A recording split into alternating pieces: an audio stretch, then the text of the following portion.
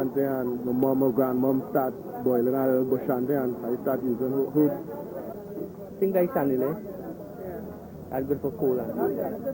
Right now, we are living right more in the more advanced stage of life, right? And the conventional medicine is very good. Likewise, there's some that would be used between. Because it's cure me cough. Right. How long have you been using it? From the time I growing up, I using bush medicine. Well, I think sometimes I use it like a purging, I use it for like fevers and colds and so. Yeah, it works all right.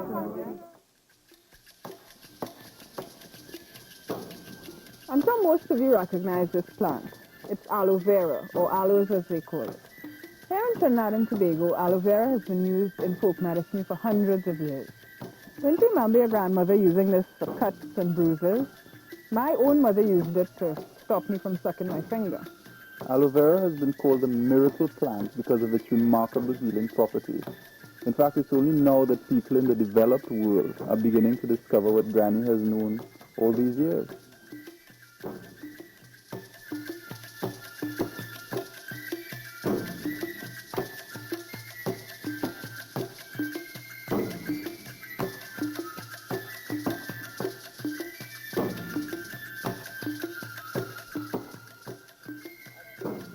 Many of our plant species have hidden properties even we have yet to discover. Trinidad and Tobago has one of the richest, most varied selections of native species in the Caribbean. In places like the Arepo savannas or El Tecouche, you'll find plants you can't find anywhere else in the world.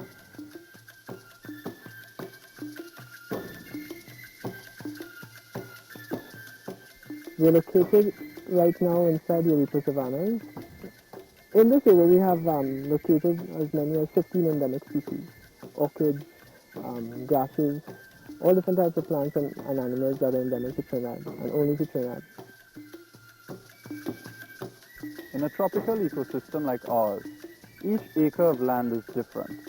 So while there may be a large variety of plant species, each species may be represented by only one or two plants.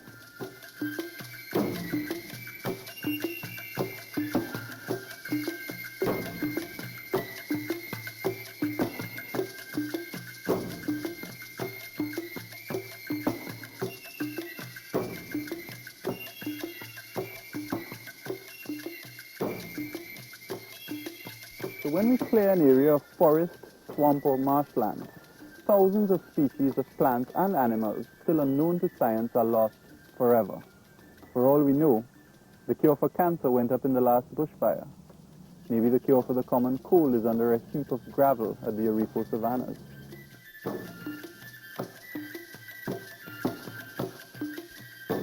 Quarrying had been conducted in Arepo before it was declared a restricted area. We have recognized that it is important and imperative that we remove them because the Arepo savanna is an area that has or contains some species that are indigenous to Trinidad and Tobago, some exotic species of vegetation, and it could be an ecological disaster if it were quarried out. If quarrying continues, or if any activities of man continue in this area, we would have lost it, and lost it forever. And to a lot of people this doesn't mean a lot, but we are losing species so quickly that they wouldn't be replaced in the world as such, because this is only found in Trinidad, nowhere else to find it in the world.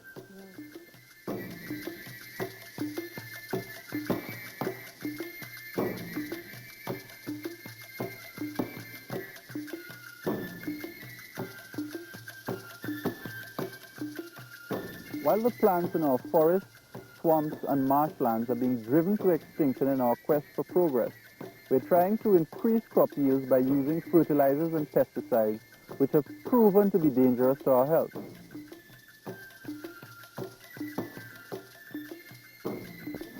If you add herbicides or pesticides or any chemicals to the ground, they're going to be taken up by the vegetables to grow, and they're also going to be leached into our rivers. They're going to be in our water. I remember when it was then called the Tropical Products Institute, TPI, they found that our farmers had 40%, I think, more pesticide residues, insecticide residues in their blood, and they should have. And there was a scare at the time.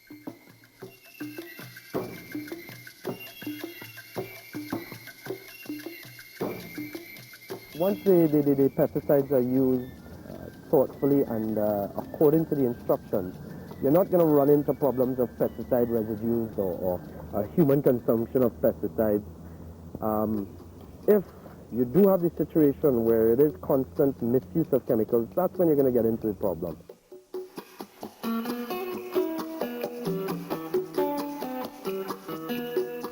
It will affect my health, because I've been this a long time, right? It will affect my health, but some of them, it affects some of them. In what ways? Like, when they inhale a lot of medicine, they feel a little bad feeling and they get back normal. But what I'll say, if you use a lot of boots and gloves and so you won't get no bad feeling and so on.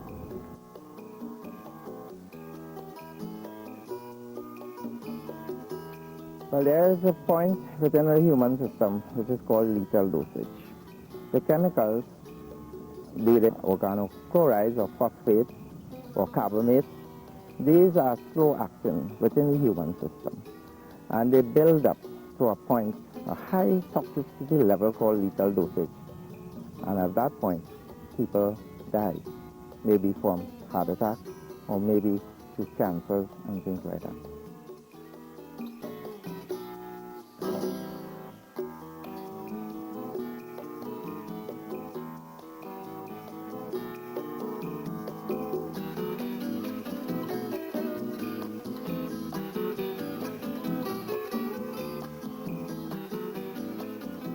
Many people in Trinidad, I believe everybody knows and believes that there are a lot of misuse of chemicals in Trinidad and Tobago.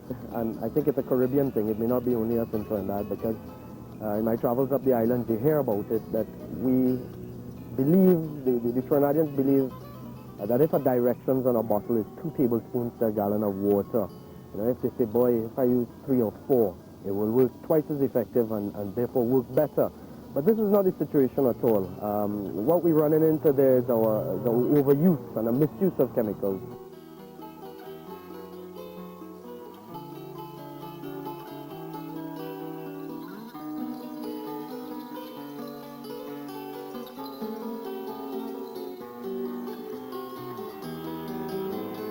Take for instance, right, like this one here, okay? If you don't spray it in time, every 3 days you have to spray it, right?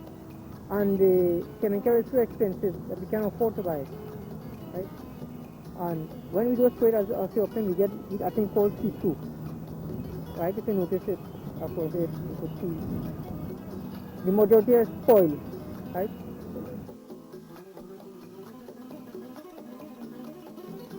When we spray, we kill the good things in the soil, the good organisms, as well as the bad ones.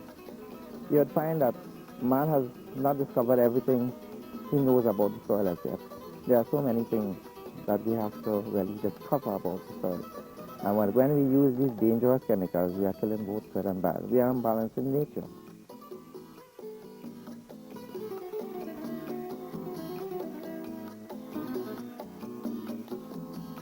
The problem with the use of chemical pesticides and fertilizers is not only is it dangerous to our health, but many of these pests are now resistant to insecticides.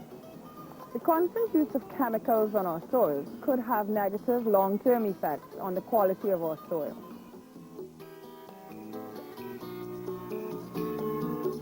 It's always better long ago, but now as we keep on digging it, it gets poor and so. Yeah, as I say, if we put the fall manure, right, and the cow manure, we could able to farm it a couple of years well, but if we don't use manure, we can't able to farm it at all because we don't get no produce. The produce will just die out.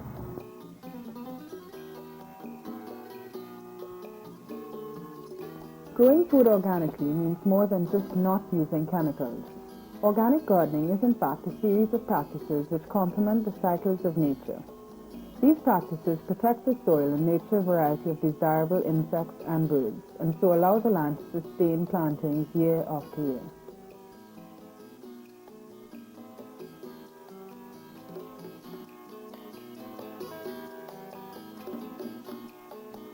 In this system, a protective barrier is put around the field. And field sanitation is very important. The fertilizers used consist mainly of organic stuff. All right? The way the beds are made is like this. The soil is not tilled. No tillage is done, no plowing. Because when we till, and especially farmers who do commercial farming, when they till, they break the soil structure, one. So we don't till, we let the ground be hard, very, very hard, and then we lay about, well, I lay normally about 2 feet of grass. It doesn't have to be dry, it could be green grass, right? The beds are marked off, I lay the grass, and the grass is covered with manure, any kind of manure, and then the drains around the bed are dug, and the soil is put upon the manure, so the organic bed is full. Organic products last very much longer. You will find if you buy melon or you buy tomatoes or cucumbers and you put them on your table for 2 or 3 days, the tissues, are damaged by the chemicals so that they sort of shrivel and they release, watery substances. In organic farming, the produce that we get, they last very much longer on the tabletop.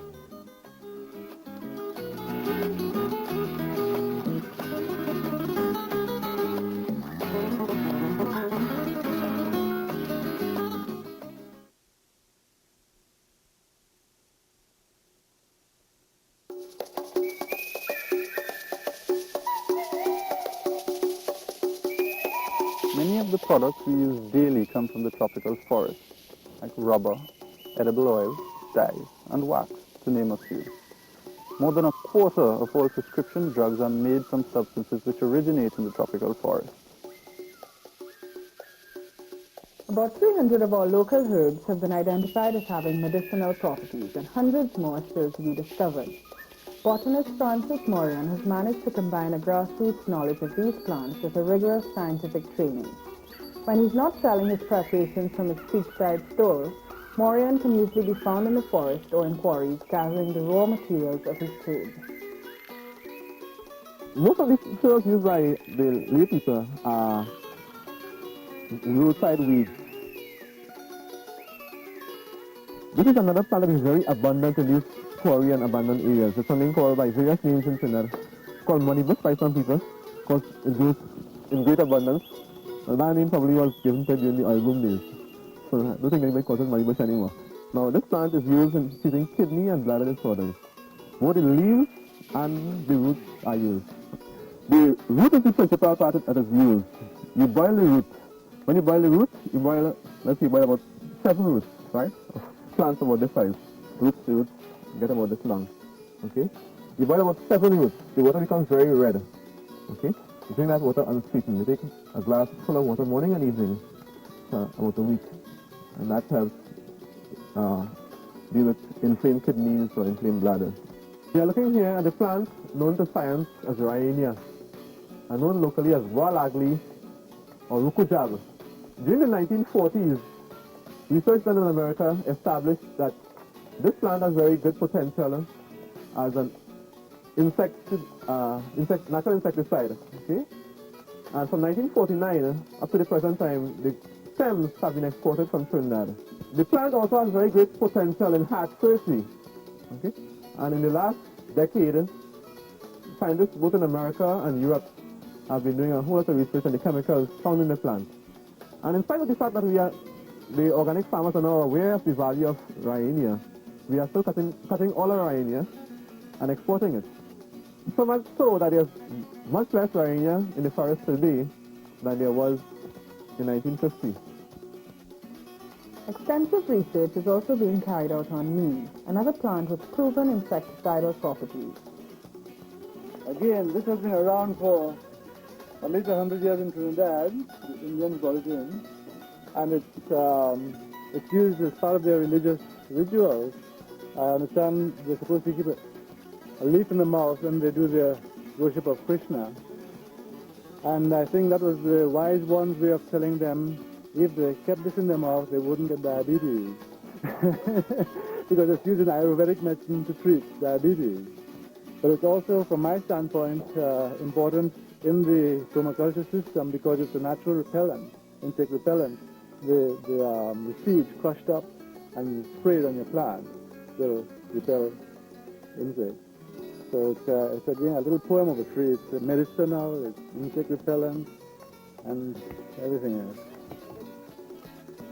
Right now in Europe and North America, there's a great demand for chemical-free drugs and cosmetics. Here in Trinidad and Tobago, we have a massive potential for getting into this market. Researchers at Caribbean are developing natural products for the international market. The current popularity of essential oils is one of the areas they believe we can exploit. If we grow these herbs in sufficient quantity, we could get maybe a niche market there, because this is a herb that just only grows in the Caribbean. It's a tiny herb. We call it Spanish thyme. It's that little small leaf thyme with the white flower. So that produces an oil which is very like the thyme oil of commerce and quite a good yield.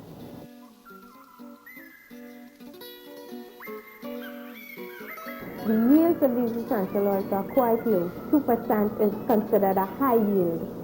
So what happens is that you have to grow hectares and hectares of the herbs to extract a marketable quantity of the oil. Now, if we are serious about this, I think it's going to have to be a Caribbean project. It's going to have to be something that the Caribbean islands sort of form a co-op. And maybe we have a still in one particular island where all the raw material goes into that. And then we distill, we collect our essential oil and we market. It would provide an industry where the entire Caribbean, I think, could benefit. But there is definitely a market out there for the oil. Certain other plant products may require only simple preparation, like drying. We have the torchon, which wouldn't be considered a herb, but it's a vegetable plant. It's used mainly for, years ago, people used it to wash wares or to clean their skin, and it's been revived because it's a very natural massage brush, and it cleans the skin and therefore helps circulation. So you find, like in Europe and internationally, the demand for torchon or zindi or loafer, as you call it, is great. You have research being done by U.S. Cancer Institute on old maid, what we call periwinkle or old maid. It was used traditionally by the Indians in America for diabetes, and apparently in trying to research it, they discovered that it can be used in the incorporation of certain anti-cancer formulations. So it's very expensive, so that's a potential again in terms of researching the strain, the type. Local plant extracts, in fact, form the basis of most of Cheryl Bowles' cosmetic line, Chermel. I use a lot of aloes in the skin. I use lemongrass, which we call fever grass, because it's, besides being a pleasant tea as a herb to drink, it's used in cosmetics for overactive sebaceous glands, so I use it again in the toners. We've been working a lot with Ratchet, because we'll be bringing out our shampoo and conditioners later on this year, and we incorporating Ratchet with the aloes. I also use clove. We've just done a men's line called Boar, and clove has very powerful antiseptic properties, and it's very masculine note. Some non-native species commonly used in perfumery and new age treatments like aromatherapy can be grown locally. Patchouli is used in the perfume industry, used in extracting patchouli oil, which is very high price, and the leaves, the dry leaves, can be used in making sachets and potpourris. The plant also has medicinal value. Now, the patchouli grows very easily. I'll show you.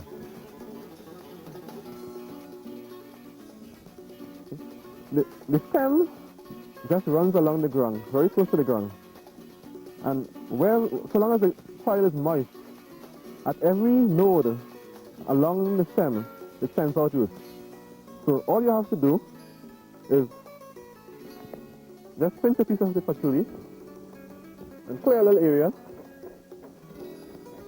clear small areas,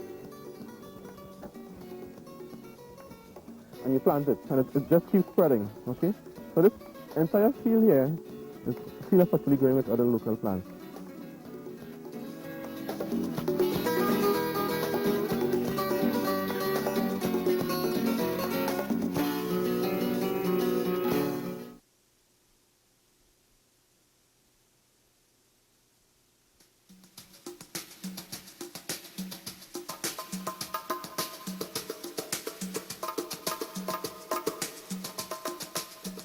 Much of the knowledge about plants and herbal remedies exists only in the minds of our grandparents, and unfortunately, a lot of this knowledge dies with them.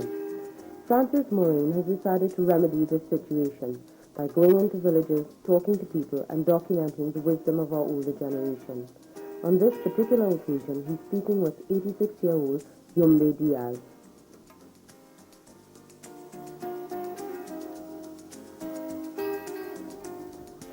Yumbe!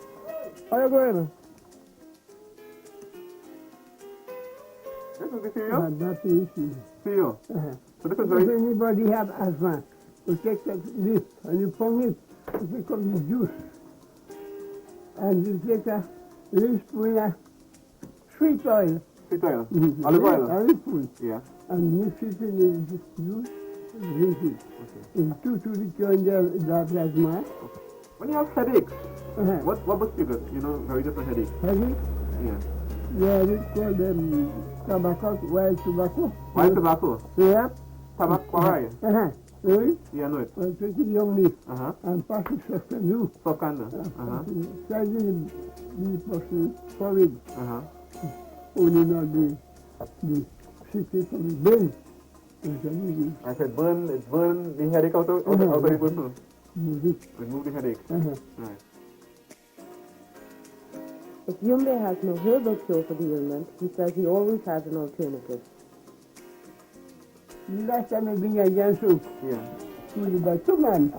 Yeah. When I go away, I tell him, what is your problem, boy? He said, it's papa, from my head to my feet, one pain. I tell him, you believe in God? Then me, papa, sometimes I believe, sometimes I don't believe. He like to me, take me fruit. I put my hand up. And I don't think I tell him, get up, boy, this is something. He gets up, now. Papa, I look in your face, you know? Nothing, nothing again. I feel good. I feel so good, by God, Papa, not by God.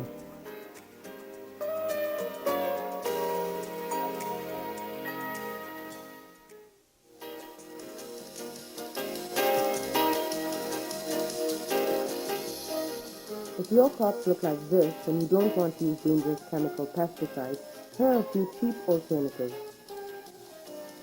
A few drops of dishwashing liquid in a bucket of water can keep away sucking insects.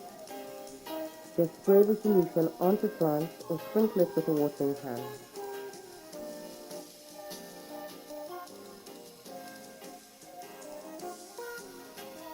And if batwrax has the leaves of your plants looking like lattice work, try this little trick.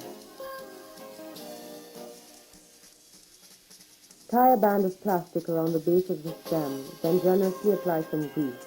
It is recommended that you use a thick grease which won't dry up in the heat of the sun. Dried organic matter spread around the base of plants discourages the growth of weeds. It also reduces evaporation and keeps the roots cool.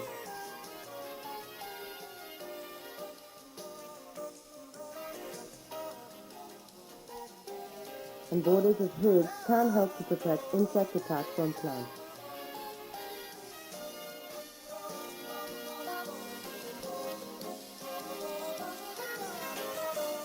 One of the ways we can make sure our great variety of native plants is preserved is by learning more about them and discovering new ways in which they can be useful and profitable to us. If our plant species are going to be valuable to us in the long run, we're going to have to find ways of growing them that aren't destructive to our environment and to our health. And speaking of health, next week EcoWatch takes a look at the healthy human as an endangered species. See you then.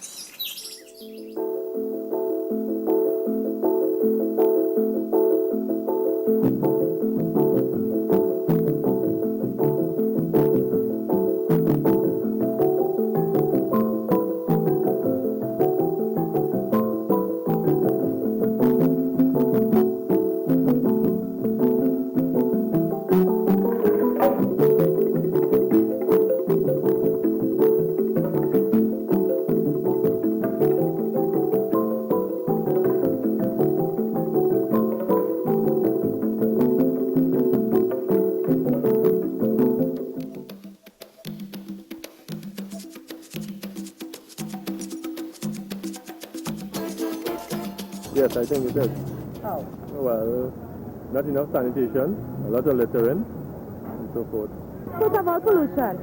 The dust, atmosphere, factory. On my own, I eat certain food. I stay from the chemicals, all the chemicals in it. If it doesn't have a clean surrounding, right, then any sort of disease that's going wrong, right, you can pick it up. So how long has the pump been working? Approximately 5 years. During which time we have brought it to the developers' attention on numerous occasions, and it only promises. Okay? As a result, the raw sewage is being collected, in the river there, and over a period of time, it has given off this strong stench. I think it's now, it's now obvious because of the area is now being developed. As more people get here, of course, things would happen.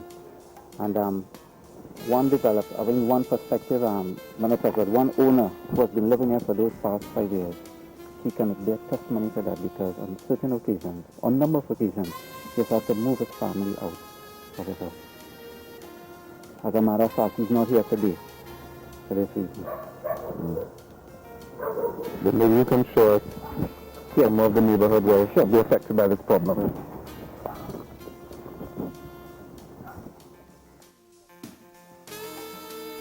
This seems like a nice, quiet neighborhood, clean and well kept. Yet these days, the people in this area are afraid for their health. The raw sewage that's seeping into a nearby river could increase the risk of waterborne diseases like cholera. If it weren't for the stench, the people in the area might not have even been aware of the problem. And this is the case with much of the pollution in our environment. We don't see it, so we think it doesn't exist. And the irony is that most of the time, we are the ones who put the stuff there ourselves.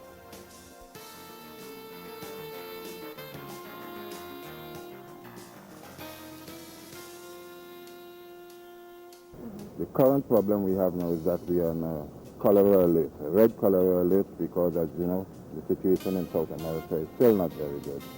And some people anticipate that we will soon be finding cases of cholera in the Caribbean. The present type of cholera that is being spread in South America is a very insidious disease in that you can get a lot of people infected and passing it on but showing no symptoms of the disease. This is one of our problems. And this is one of the things that is causing us now to spend time on waste disposal. As you know, again, cholera is a disease that can be spread in fecal matter. And our waste disposal systems in Trinidad, our fecal waste disposal systems in Trinidad are very often not in proper working conditions.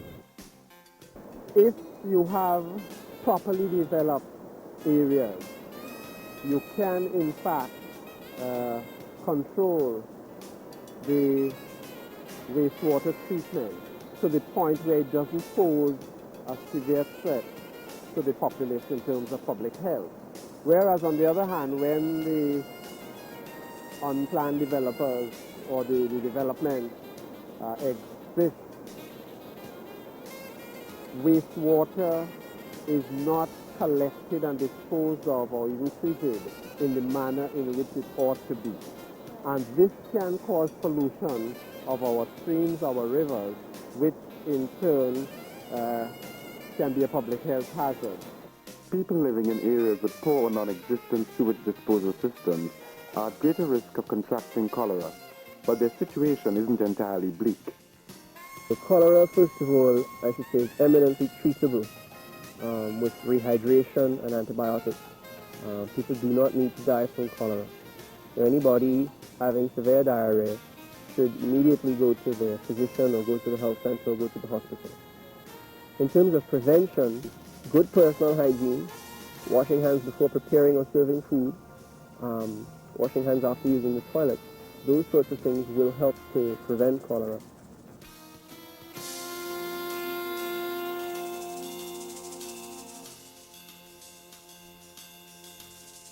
Effluent from factories is one of the major obstacles to effective sewage treatment in this country.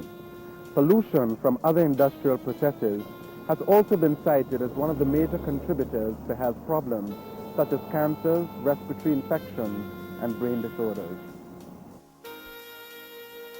There have been reports originating out of Claxton Bay that the cement factory there generates a lot of particles in the air. Do you care to comment on that? We have heard that report.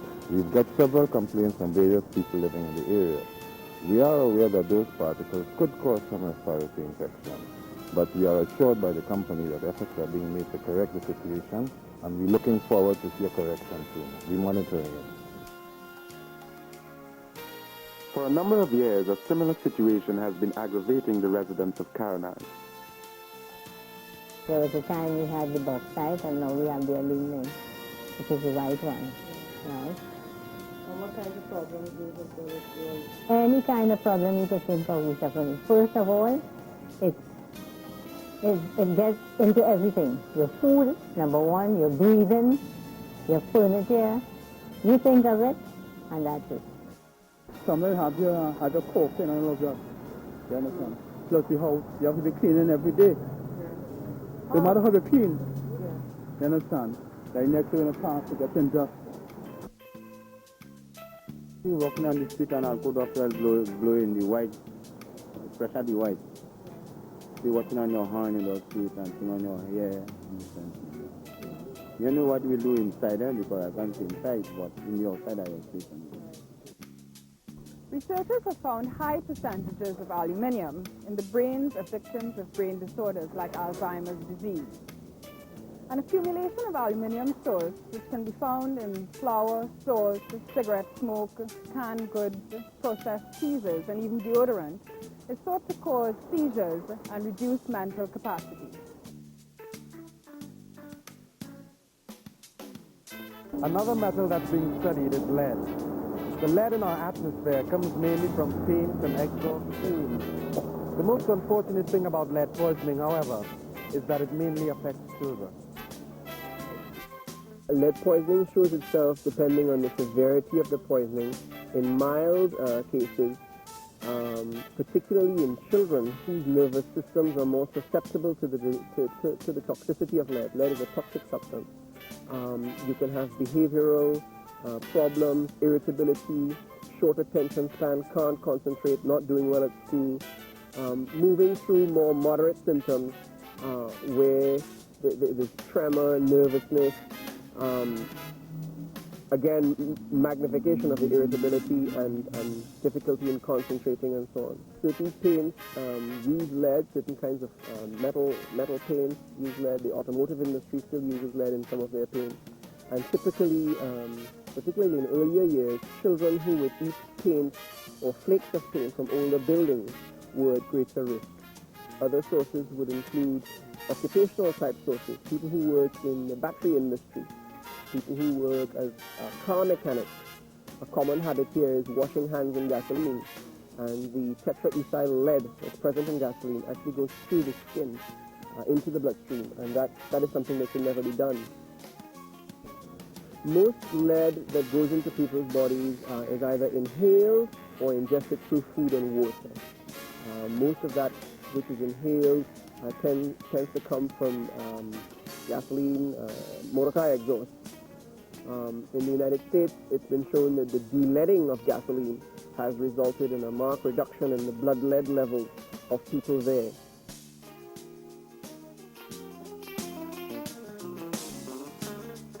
Lead has been found in plants and vegetables grown on the sides of highways.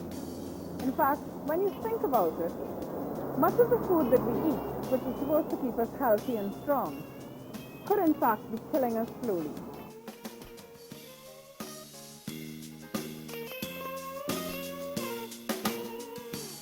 Normally, as I always say, that you are what you eat. And if you eat correctly, you should not be ill. Or even if you're ill, you should be able to recover in a very short period of time. The need for wholesome food prompted Dr. Hugh Skinner to consider turning his Kumana estate into a center for clean, healthy living. This place can be a center for providing unpolluted food for my patients and for anybody who wants food not grown with chemicals, because we do have a major problem in Trinidad today with the pollution of foodstuffs with chemicals, very toxic chemicals. And for this reason, many people are turning to more natural methods of agriculture, like organic farming. Growing food organically has certainly been very beneficial to me health-wise. In the first place, the food that I would eat from whatever I grow here is not treated with any chemicals. From the sowing of the seed to the growth of the plant and to the eating of the fruit. The ingredients that we use essentially manufactured right here using the pen manure, using the rotation of crops, using interplanting, and using the phases of the moon also for planting. And on that basis, the food that we get out of the organic process is untarnished. It's healthful food, it's wholesome food, and provides you with the necessary ingredients that you need for sustaining good health.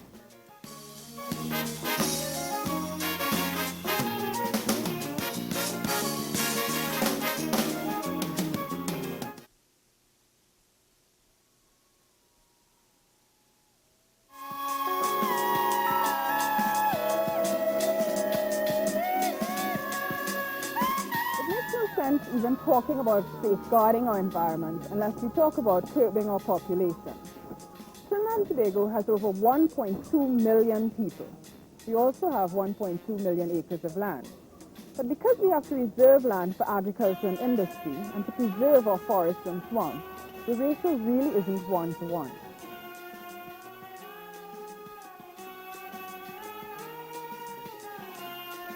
Obviously, the greater the population, the more mouths we have to feed with the same resources. Obviously, our standards are going to drop. I don't see us being able to get away from that fact that we are not in a position to sustain any large population growth, and therefore, we have to try in all ways possible, right? Limit our population growth.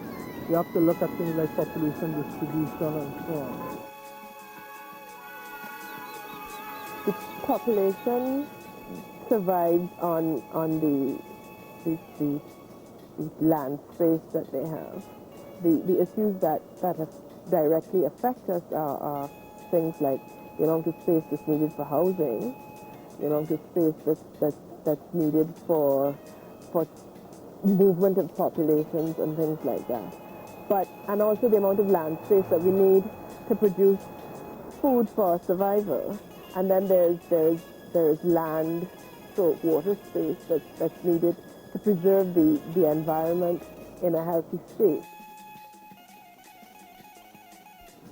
What we are seeing taking place throughout the island, both Trinidad and Tobago, is the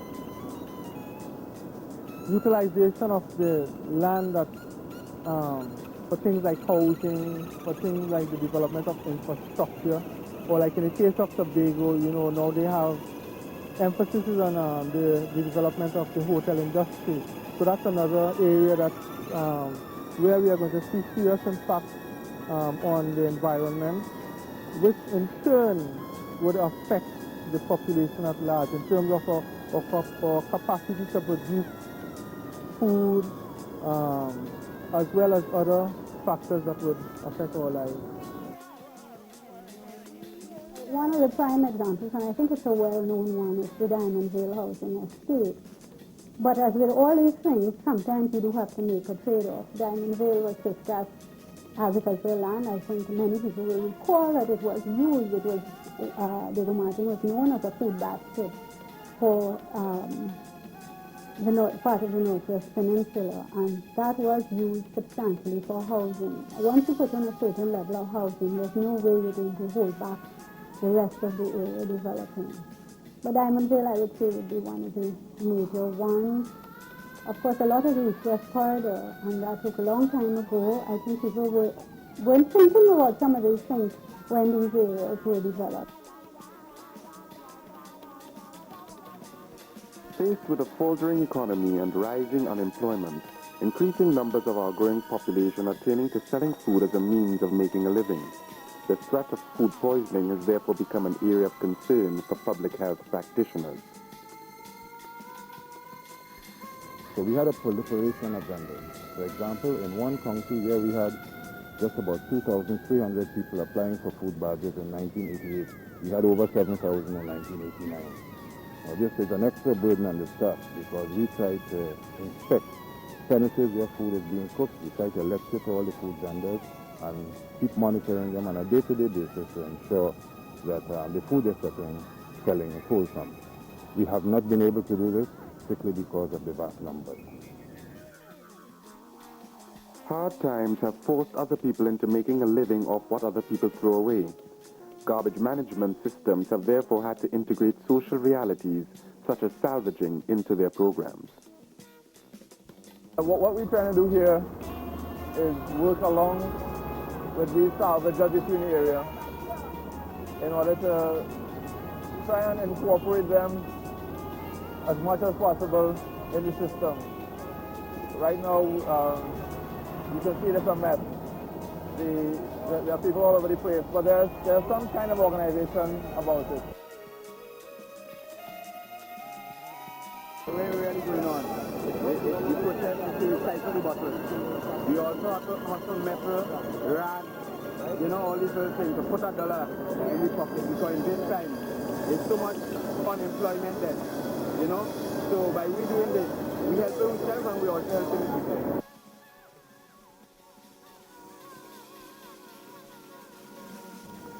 A large population means a smaller piece of the pie for every member of society. Likewise, in a large family, material and emotional resources have to be spread thin, often with unfortunate results. Space and privacy, or lack thereof, become crucial issues in the large family, not only at the level of the physical environment, but also at the level of family life. Families living in cramped conditions could find their psychological as well as physical health at risk. If people do not have the precise physical environment that they need to house their families, then families live in cramped spaces, and overcrowding usually of itself can cause psychological and physical difficulties. The physical difficulties of overcrowding in terms of the spread of infections. The other issue about overcrowding is probably a slightly more distant one, but we feel that sometimes children who live in families where there's overcrowding and there's stress are probably going to be more at risk of abuse. They may be more at risk to physical abuse because they irritate, and if you're nearby you get thumped. And also they may even be at risk of sexual abuse, because if you're living in a situation of serious overcrowding, then the boundaries that one needs to develop between self and others of the opposite sex sometimes don't develop quite the way they should within a family situation. So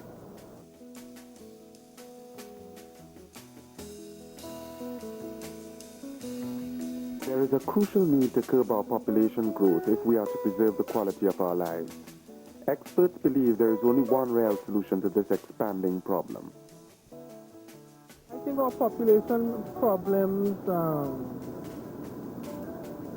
can be solved, I think, broadly speaking, through education. Studies have shown that education is linked and highly correlated to things like birth rate. In other words, the more educated you are, the less children a woman is likely to have. The more educated you are, the better your chance of getting a job, and therefore, right? When I say education, I do not mean only education in the school. I'm talking about education on a general basis. Education about the environment, education about how we relate to our environment, education about the population problems that we have, and the impact of population on our lives.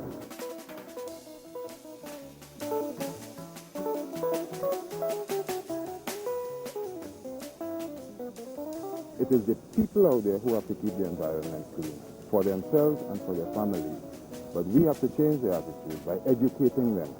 And until we get the right message across to them, they're not going to take us on. And I strongly suggest, like I've done in the past, that to get this message out to the people, we must start with the elementary school children, because they're the ones to whom the environment really belongs.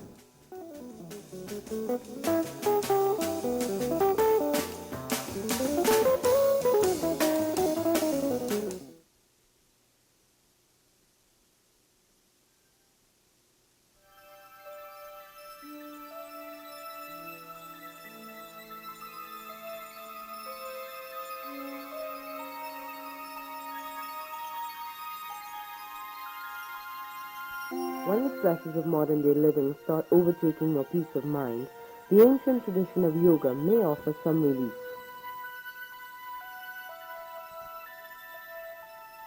Yoga balances the inner and outer self.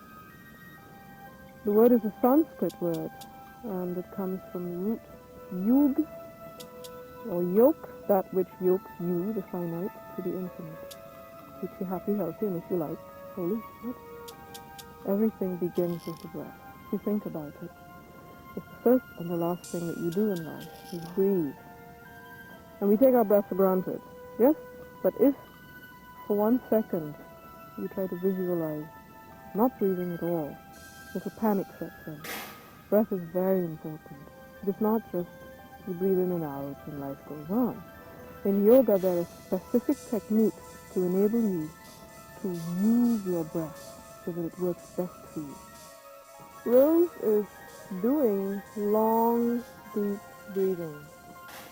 He's breathing correctly, yogically, taking the breath from below the navel point, the base of the stomach, right?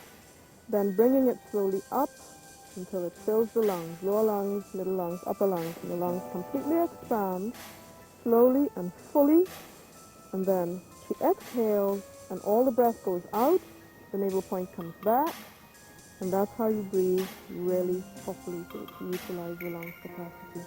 That breathing makes you very, very calm, brings oxygen to the brain, it has a lot of positive effects. Yogis say you're as old as your spine. You know, if you think about the spine, it's what keeps us upright, okay? So we learn to exercise the spine, to keep it supple and flexible and strong. What this exercise does is it strengthens and stimulates the reproductive area, the area of the sex organs. A lot of tension collects there in women. So it releases that tension and strengthens that area. And it does the same for men. So it's dual purpose exercise. It strengthens the lower back also. And if you want at the end of the day to release all the negative tensions that you might have collected in the day, this is a very good exercise for that.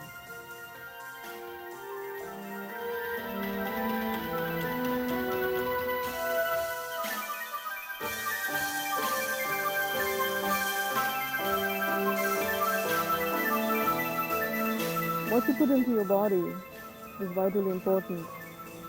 It's essentially the determinant to your state of mind. Right?